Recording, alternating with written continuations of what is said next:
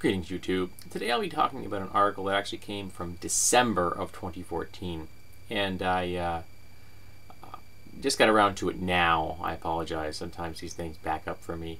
I have a lot of links sometimes for articles, and I don't always get to them as quickly as I would like to, and I have a horrible feeling I'm going to sneeze in a minute, so if I do, also, I apologize. Now, this is about a man named Frank Schaeffer, and he was a one-time religious right icon, key in helping to fuse the unholy union of the religious right and the Republican Party. Quoting the man, "You can't understand why the GOP was so successful in winning back both houses of Congress in 2014 and wrecking most of what Obama has tried to do unless you understand what we did back then. We were leaders participating in various meetings with Congressman Jack Kemp, Presidents Ford, Reagan, and Bush Sr. when the unholy marriage between the Republican Party and the evangelical Reconstructionist-infected pro-life community was gradually consummated. Dad and I, as did many other evangelical leaders like Jerry Falwell, met one-on-one or in groups with key members of the Republican leadership quite regularly to develop a pro-life strategy for rolling back Roe v. Wade. And that strategy was simple. Republican leaders would affirm their anti-abortion commitment to evangelicals, and in turn, we'd vote for them by the tens of millions. Once Republicans controlled both houses of Congress and the presidency, we, quote, would reverse Roe through a constitutional amendment or through the appointment of an anti-abortion judges to Supreme Court, or, if need be, through civil disobedience and even violence, though this was only hinted at first. They've done that, the violence part. In 2016, the dream we had will become a reality unless America wakes up. The Republicans are poised to destroy women's rights. They have a majority on the court to back them up, and they do. When evangelical and Republican leaders sat together, we discussed the issues, but we would soon move on to the practical particulars, such as, will blue-collar Catholic voters join us now? They did. Soon, evangelical leaders were helping political leaders to send their messages to the pro-life community that they, the Republican leaders, were on board. And of course, these are religious leaders preaching in front of their congregations, which was a violation of their nonprofit status, but we'll ignore that. Now, there are additional links, one is to Frank Schaeffer's blog on Patheos. Then we have one on his pieces on Alternet. Then we have some other smaller articles here that are also of import. How Christian fundamentalism helped empower the top 1% to exploit the 99. That's the wonderful whole right to work for less laws. And of course, the undermining voter rights with voter ID laws. And the push to privatize everything. Then we have another one. The Christian right is aiming to destroy all things public, privatizing everything. How Republicans and their big business allies dupe tens of millions of evangelicals into voting for a corporate agenda, which they have. Then we have one here, which I'm actually going to read the passage of, because I think it's very pertinent. Americans' white male problem. Since palpable hatred drives these people to willful ignorance. Simple palpable hatred drives these people to willful ignorance. The white males insist on carrying guns in a country where violent crimes is way down, at some of the lowest points it's ever been, are scared, not of muggers, but of the fact that their imaginary reality is coming unstuck. They're too smart to believe that Fox News' spin on reality is reality. Most of these folks are too smart to believe that they're evangelical theology either. I'll bet at the heart many of them are atheists or at least doubters, well aware of their hypocrisies and inanities of evangelical Christianity. But they put on an act of upholding what they believe are the traditional standards we need to live by, which really boils down to little more than white resentment. Now, I've spoken about Christian Reconstructionism in the past, and of course the Catholic Opus Dei, which is another group, the Catholic version of that.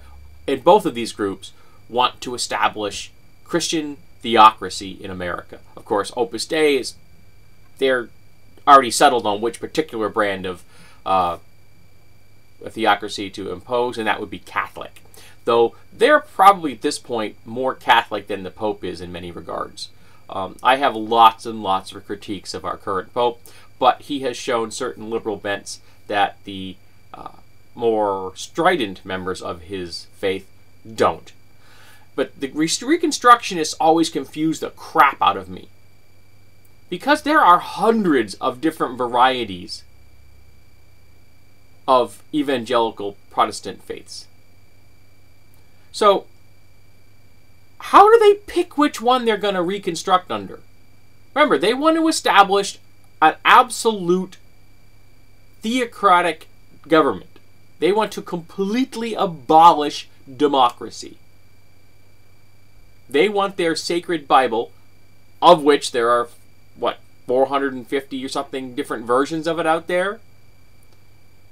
Their inviolate word of God, and impose it upon America.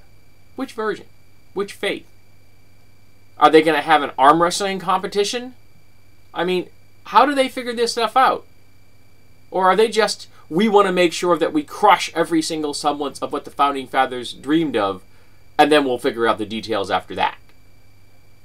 Because that's what they're proposing. At the moment, they're failing in the social arena of same-sex marriage.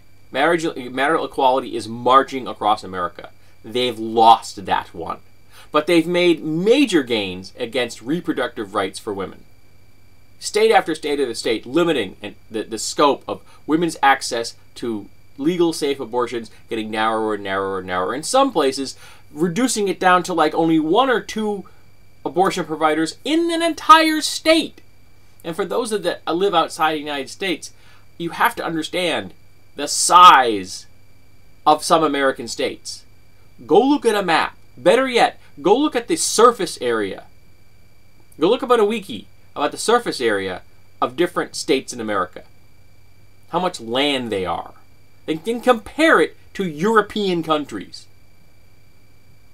There are many states larger than combined countries in Europe. And in some of those states, women may only have 1 or 2 options. And if you are poor and you can't get to one of those abortion providers, you have very few options.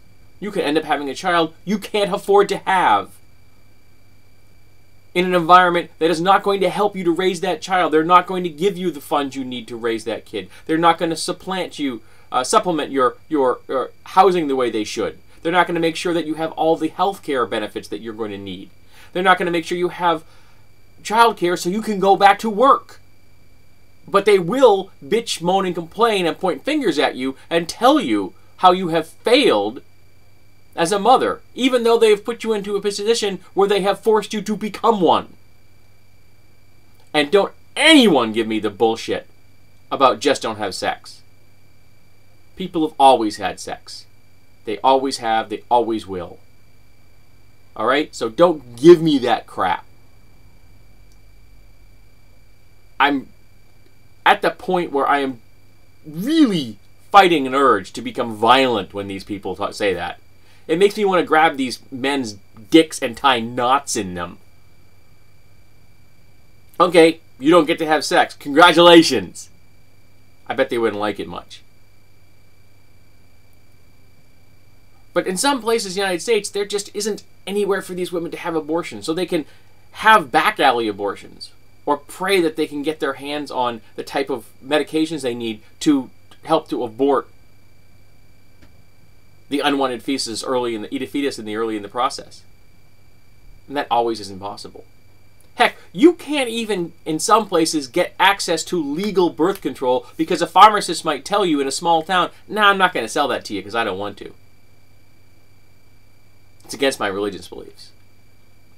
Okay, great. Then don't be a friggin' pharmacist. That is an option. Okay? And you'll have people telling you that Plan B, which is contraception, is an abortion, which it isn't. They're lying. Oh, the religious right and the Republicans who support them lie all the time. I've seen a graphic describing how the Girl Scouts are a pro-abortion organization. They lie and they lie and they lie.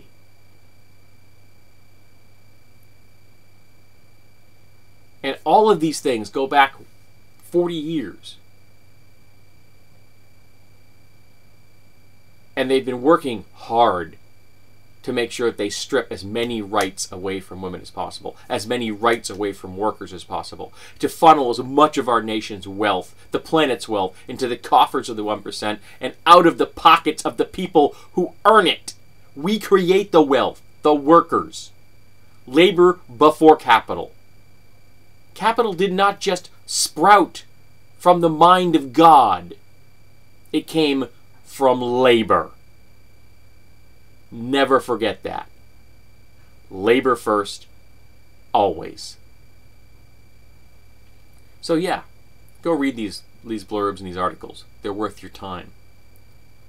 It's men like this who helped create the mess that we're in now. Now this particular man, Mr. Schaefer, is trying to make amends, which is laudable. I just wish he had never gotten involved in this process to begin with. But then again, if it hadn't been him, it would have been someone else. As soon as somebody figured out they could marry the Republicans with the religious right, we headed down the path we're at now. Alright, I've rambled on and off. Apparently, I forestalled my sneeze. So tell me, how do you think we can fight these Reconstructionists? What can we do to stop these people from destroying America?